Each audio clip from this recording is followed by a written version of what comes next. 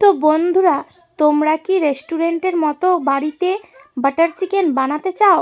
আর দেখতেই পাচ্ছ কত সুন্দর কালার এসেছে। যদি তোমরা রেস্টুরেন্ট স্টাইলে বাটার চিকেন বানাতে চাও তো ভিডিওটি সম্পূর্ণ তোমাদের জন্য। তো এখানে 1 থেকে 1.5 কিলোর মধ্যে চিকেন আছে। আর এই বাটার চিকেনটা করার জন্য বোনলেস চিকেন হলে খুবই ভালো হয়। তো এখানে গোটা চিকেনটাই আছে। তো এখানে আমি 100 গ্রাম দই ইউজ করছি। আর টক দই ইউজ করতে হবে, মিষ্টি দই দেওয়া চলবে না। আর তার সাথে দিয়ে দেবো হচ্ছে গোলমরিচের গুঁড়ো। আর তার সাথে দেবো হচ্ছে একদম পরিমাণ মতো নাপ করে লবণ কিন্তু বেশি দিলেও চলবে না। তো তারপরে এটাকে আমি হাত দিয়ে ভালো করে চটকে চটকে মেখে নেব। আর একদম পুরো যাতে দই, গোলমরিচের গুঁড়ো, লবণ প্রত্যেকটি চিকেনের সাথে মেখে যায় এরকমভাবে চটকে চটকে মেখে নেব। তো দেখতেই পাচ্ছ আমি খুব সুন্দর করে মেখে নিয়েছি। তো আমার মাখামাখি কমপ্লিট হয়ে গেছে। এরপর আমি এটাকে ঢাকা দিয়ে রেখে দেব। তো যদি হাতে সময় থাকে তো খুবই ভালো, 2 ঘন্টা রাখবে, না তো 15 মিনিট রাখলেও চলবে। নমস্কার বন্ধুরা, তাপসী লাইফস্টাইলে আপনাদেরকে সবাইকে স্বাগত জানাই। তো আজকে আপনাদের সঙ্গে শেয়ার করব হচ্ছে আমি এই বাটার চিকেন। তো আমি চিকেনটাকে প্রথমে আমি দেখিয়েছিলাম এখানে টক দই আর গোলমরিচ আর লবণ দিয়ে একটু ম্যারিনেট করে রেখেছি। তো এর পরের প্রসেসগুলো তোমাদেরকে আমি পরপর দেখাচ্ছি। তো তোমরা লাস্ট পর্যন্ত দেখতে থাকো। আর খেতে কিন্তু খুব সুস্বাদু হবে। তো প্রথমেই দেখতে পাচ্ছ আমরা কড়াই বসিয়ে নিয়েছি। তো তারপরে দিয়ে দিব হচ্ছে অল্পখানি সরষের তেল। আর এটা যেহেতু বাটার চিকেন তো বাটার তো অবশ্যই দিব, কিন্তু একটু সরষের তেলও দিব। তো তেলটা হিট হতে দেব। তো তেল আমাদের মোটামুটি হিটে চলে এসেছে।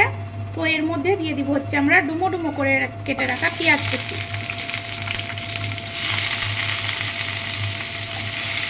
আর তারপরে দিয়ে দেব হচ্ছে গোটা চোখা ফুটিয়ে রাখা রসুন। আর এর মধ্যে দিয়ে দেব হচ্ছে আমরা আবার আদা কুচি। তার সাথে দিয়ে দেব হচ্ছে কাঁচামরিচ। আর দিয়ে দেব হচ্ছে এই কটা কাজু বাদাম।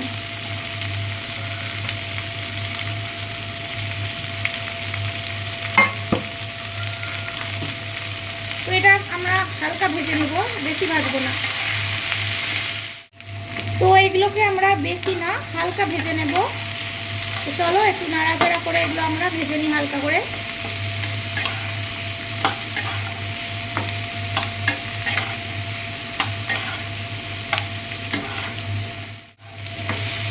তো দেখতেই পাচ্ছ বন্ধুরা, আমরা কিন্তু এর থেকে বেশি আর ভাজবো না। একটু নরম নরম হয়ে গিয়েছে আর হালকা কিন্তু ব্রাউন কালার এসেছে। একদম খুব অল্পই ভাজতে হবে। তো আমরা গ্যাস বন্ধ করে দেব।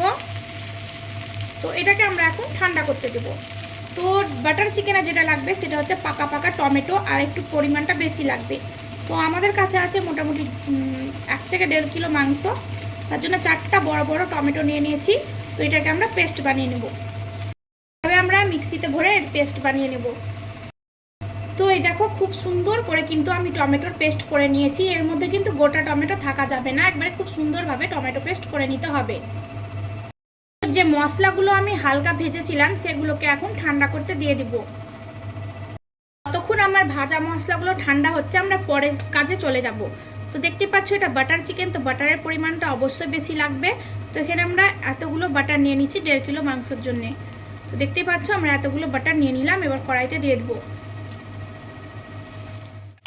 তো আমাদের বাটার সম্পূর্ণ কিন্তু গলে গিয়েছে। তো এর পরে আমাদের যেটা কাজ হবে সেটা হচ্ছে এই ম্যারিনেট করা মাংসটা আমরা এটাকে ভেজে নেব।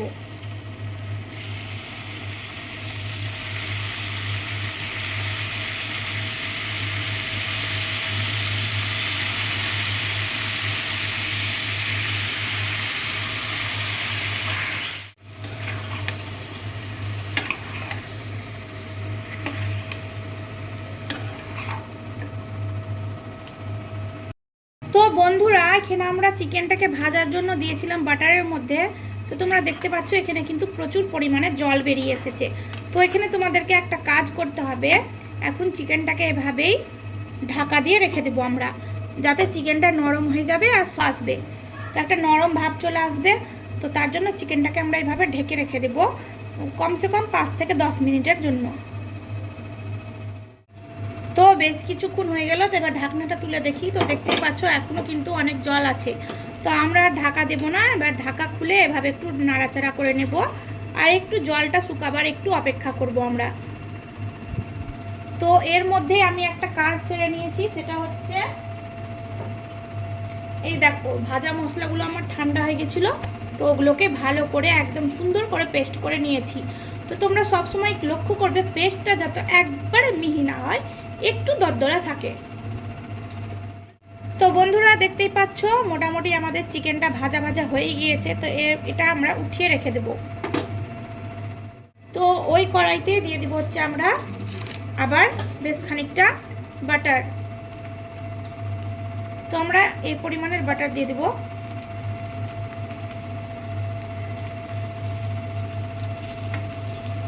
তো 2 স্লাইসের মতন দিয়ে দিলাম।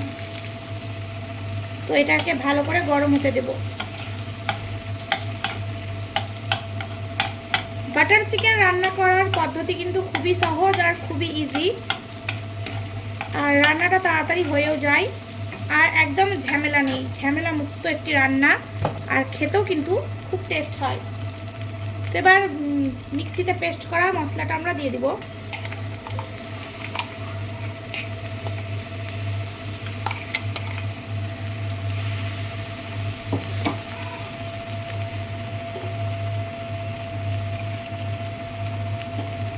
তো আমরা মশলাটা দিয়ে দিয়েছি, এটাকে এবার ভালো করে নাড়াচাড়া করব যতক্ষণ না এর মধ্যে থেকে একটু মানে বাটার ছুটে আসে।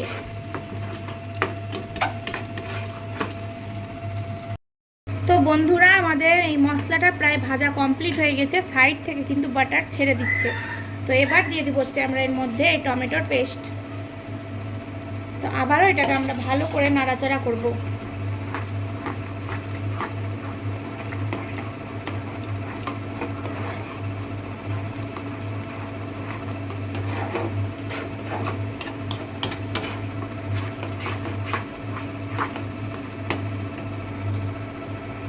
বন্ধুরা আমরা যখন মাংসটা ম্যারিনেট করেছিলাম তখন অল্প পরিমাণে নুন দিয়েছিলাম। তো আরেকবার অল্প মানে আন্দাজ মতো লবণটা দিয়ে দেব।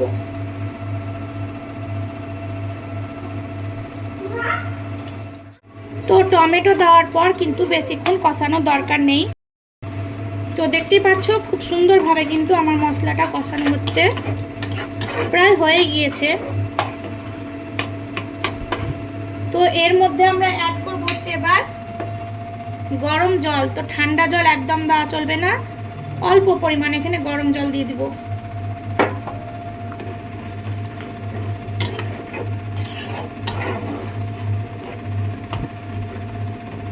তো এটাকে এবার আমরা ফুটতে দেব।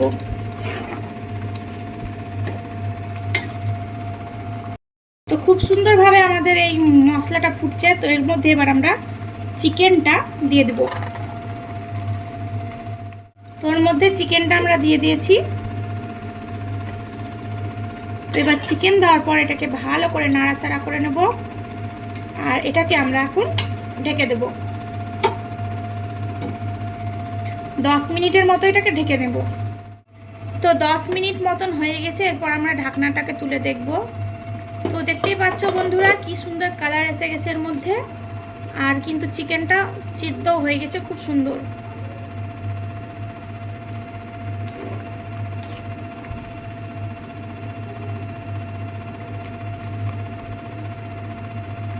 তো এরপর যেটা লাস্টে করতে হবে সেটা কিন্তু খুবই করা জরুরি একটি জিনিস।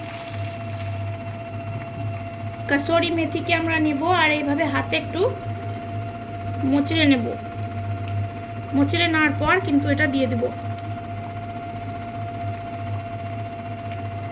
কাসুরি মেথি দেওয়ার পর কিন্তু ফোটানো বেশিক্ষণ যাবে না। তো আঁচটাকে আমরা একদম বন্ধ করে দেব আর এটাকে ঢাকনা দিয়ে ঢেকে দেব। তো এবার 10 মিনিট ওয়েট করব আর গরম গরম চিকেন বাটার চিকেন রেডি।